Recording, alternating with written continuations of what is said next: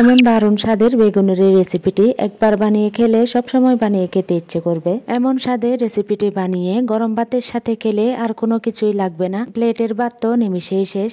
চলুন স্বাদে ভরা এই বেগুন রান্নাটা এক পলকে দেখে নিই। দেখতে পাচ্ছেন বেগুন ভাজা করার জন্য এখানে দুটো বড় সাইজের বেগুন নিয়েছি। রান্না করা হয় না এমন একটা পাত্রে বেগুনগুলো পোড়াতে ভালোভাবে বসিয়ে দিচ্ছি। অনেকেই আছেন যারা চুলার আগুনে বেগুন পোড়াতে ভয় পান, কিংবা চুলার আগুনে বেগুন পোড়ালেও সঠিকভাবে বেগুন পোড়াতে পারেন না। বিশেষ করে যারা নতুন রাঁধুনিরা আছেন তারা এই টিপসটা ফলো করলে বেগুন পোড়ানোর কাজটা সহজেই করে নিতে পারবেন। রান্না করা হয় না এমন একটা পাত্র চুলায় বসিয়ে দিয়ে আমি যেভাবে বেগুনটাকে পুড়িয়ে নিচ্ছি, একইভাবে বেগুন পোড়ালে বেগুন পোড়ানোর কাজটা অনেক সহজ হয়। এতে করে চুলার আগুনের ছ্যাঁকা খাওয়ার কোনো সম্ভাবনা থাকে না। বেগুনটাকে কিছুক্ষণ পর পর উল্টে পাল্টে দিচ্ছি। রান্নার পাত্রে বেগুন দিয়ে ঢাকনা দিয়ে ঢেকে দিতে হবে। কিছুক্ষণ পর পর এভাবে উল্টে পাল্টে দিলে বেগুনটাকে খুব সহজেই বেগুনটাকে পুড়িয়ে নিতে পারবেন। কিভাবে বুঝবেন বেগুনটা পুরোপুরি পোড়ানো হয়েছে? আমি যেভাবে বেগুনটাতে হাত দিয়ে টিপে দেখছি, এভাবে টিপে দেখতে পারেন, কিংবা চামচ দিয়ে বেগুনের গায়ে চাপ দিয়ে দেখতে পারেন। চামচের চাপ যদি ভিতর দিকে গলে যায় তাহলে বুঝবেন বেগুন পারফেক্টভাবে পোড়ানো হয়েছে। আমাদের এই বেগুন পোড়ানোটা কমপ্লিট হয়েছে। তো এই পর্যায়ে বেগুনটা আমি উঠিয়ে নিচ্ছি। এবার বেগুনটাকে পরিষ্কার করে নিচ্ছি। বেগুনের উপরের যে স্কিন সেটা উঠিয়ে নিচ্ছি। বেগুন পোড়ানোর পর চুলা থেকে নামিয়ে ঠান্ডা হবার পর এই কাজটা করতে পারেন।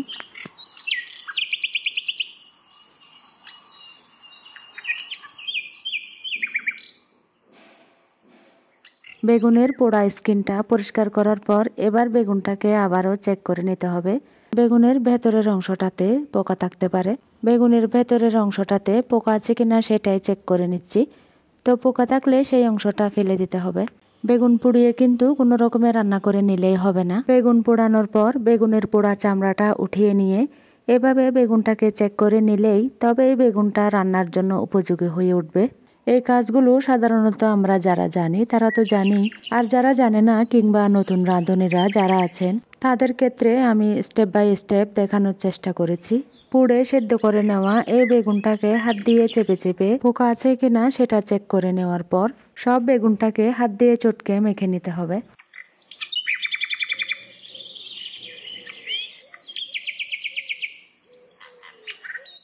এবার বেগুনগুলোকে মাখানোর পর চুলায় খালি রান্নার পাত্র বসিয়ে দিয়েছি। রান্নার পাত্রটা গরম হওয়ার পর হাফ কাপ রান্নার তেল দিয়ে দিলাম। এদিকে দুটো বড় সাইজের পেঁয়াজ, একটা টমেটো, বেশ কিছু কাঁচামরিচ কুচি করে নিয়েছি। পেঁয়াজ কুচিটা গরম তেলে অ্যাড করে নিয়ে পেঁয়াজটাতে ব্রাউন কালার আসা পর্যন্ত ভালোভাবে ভেজে নিব। বেগুনের এই রেসিপিতে টেস্টটা ভালো আসার জন্য রান্নার তেলটা একটু বেশি পরিমাণে দিতে হবে, সেই সাথে পেঁয়াজটাও বাড়িয়ে দিতে হবে। পেঁয়াজটাকে নাড়াচাড়া করতে করতে যখন ব্রাউন কালার আসতে শুরু করবে, পেঁয়াজটা নরম হয়ে কিছু ব্রাউন কালার কিছু পেঁয়াজের কালার থাকবে, এ পর্যায়ে অ্যাড করে নেব সরিষার তেল। এই রেসিপিটা আপনারা যখন ট্রাই করবেন আপনাদের পছন্দ অনুযায়ী তেলটা অ্যাড করে নিতে পারেন। আমি যেভাবে দুর্দান্ত স্বাদের বেগুনের এই রেসিপিটা রান্না করে নিচ্ছি, ঠিক একইভাবে আপনারাও যদি এই রেসিপিটা ট্রাই করে খেয়ে দেখেন তাহলে তো এই শীতের দিনে সবসময় এই রেসিপিটাই বানাতে ইচ্ছে করবে। সরিষার তেলটা অ্যাড করে নিয়ে কাঁচামরিচ আর টমেটো কুচিটাও অ্যাড করে নিয়েছি। মরিচের যে ঝালটা নিজেদের পছন্দ অনুযায়ী দেওয়া যায়। কাঁচামরিচ টমেটো নাড়াচাড়া করে দিয়ে টমেটো যখন নরম হয়ে গলে যাবে ঠিক সে পর্যায়ে মাখিয়ে রাখা বেগুনটা অ্যাড করে নিব। এবার মাখিয়ে রাখা বেগুনটা অ্যাড করে নিচ্ছি। বেগুনটা অ্যাড করে নিয়ে দিয়ে দিচ্ছি স্বাদ মতো লবণ। লবণটা অ্যাড করে নিয়ে বেগুনটা নাড়াচাড়া করে দিয়ে ভালোভাবে ভেজে নিব। কেউ চাইলে এখানে হাফ টিস্পুন হলুদের গুঁড়া অ্যাড করে নিতে পারেন, তবে আমি সবজির কালারটাই রাখবো তাই হলুদের গুঁড়া অ্যাড করে নিচ্ছি না।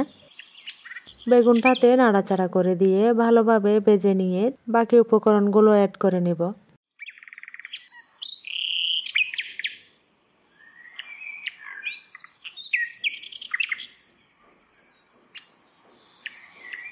বেগুন কিছু সময় ভাজার পর এবার অ্যাড করে নিচ্ছি দুটো ডিম। ডিম দুটো অ্যাড করে নিয়ে বেগুনটা নাড়াচাড়া করে দিয়ে আবারও ভেজে তুলতে হবে।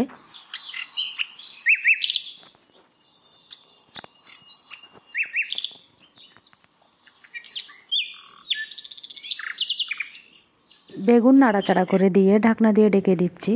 কিছু সময় পর ঢাকনাটা তুলে নিয়ে কুচি করে রাখা ধনিয়া পাতাটা ছড়িয়ে দিচ্ছি। ধনিয়া পাতা অ্যাড করে নিয়ে ঢাকনাটা দিয়ে দিলাম। এবার সার্ভিং ডিশে নিয়ে দেখিয়ে দিচ্ছি এই মজার রান্নাটি দেখতে কেমন হয়েছে। আশা করছি রেসিপিটি ভালো লেগেছে। ভালো লাগলে কম সময়ে অল্প উপকরণে খুব সহজে করে নেওয়া এই মজার রান্নাটি একবার হলেও ট্রাই করবেন। কমেন্ট করে জানাবেন রেসিপিটি কেমন হয়েছে। চ্যানেলটাকে সাবস্ক্রাইব করে পাশে থাকা বেল আইকনটা প্রেস করবেন। প্লিজ লাইক, কমেন্ট, শেয়ার করে চ্যানেলের পাশে থাকবেন। পরবর্তী সহজ আর মজার রেসিপি দেখার আমন্ত্রণ রইল। সবাই ভালো থাকবেন। সবার শুভকামনায় ফিরে আসছি নেক্সট রেসিপি নিয়ে।